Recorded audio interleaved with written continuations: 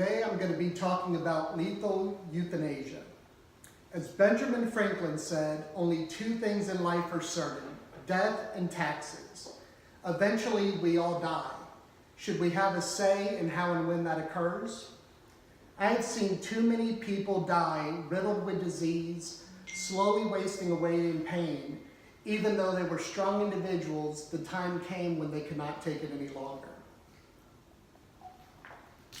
Per recent data from euthanasiaprocon.org, assisted suicide has only been legalized in 5 states: California, Colorado, Oregon, Vermont, and Washington. 37 states have strict laws prohibiting assisted suicide. Florida is one of them. Each person has the right to choose when they wish to die.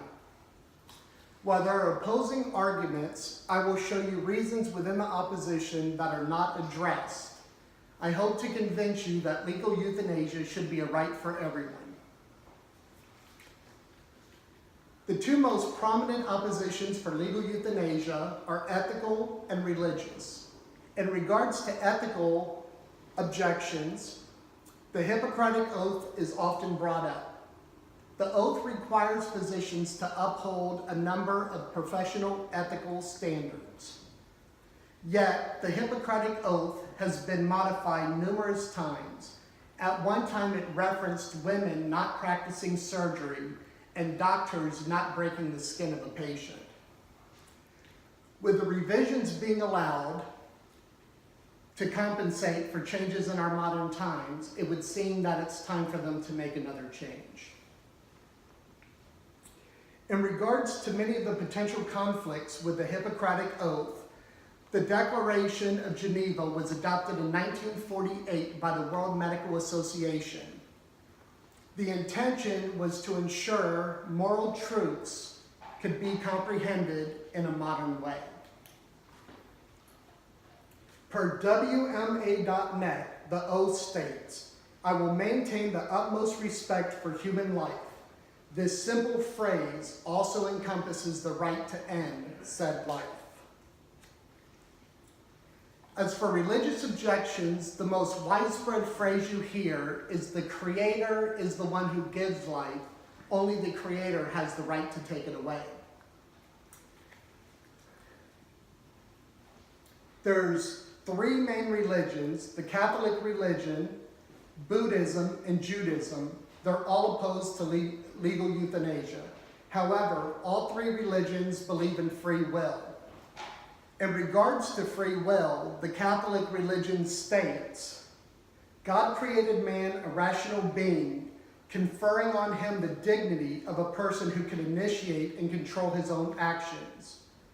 Buddhism focuses on cause and effect. Judaism states, if humans do not have free will, the ability to choose, then actions are morally and religiously insignificant. And Jewish tradition supports that our actions are significant. In each of these religions, free will supports a human's right to do with their life as they like. Free will, by its very name, makes it clear that humans are created free. Therefore, if we are free to choose how we live, then we should have the right to choose how we die.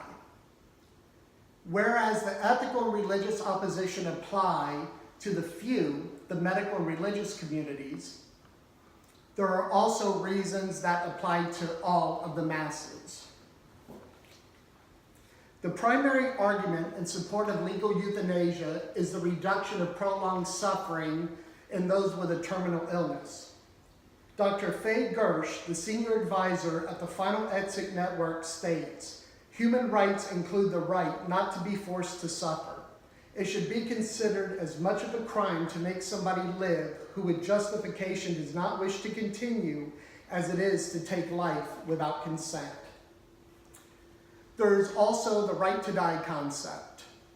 The right to die concept states that one's body and one's life is one's own. In 1996, the American Civil Liberties Union held a briefing which stated, A state's categorical ban on physician-assisted suicide as applied to competent, terminally ill patients who wish to avoid unendurable pain and hasten inevitable death substantially interferes with the protected liberty interest and cannot be sustained. The main word that comes up over and over again is right. Your right is your right alone. If you have the right to live, then you surely should have the right to choose when and how you want to die.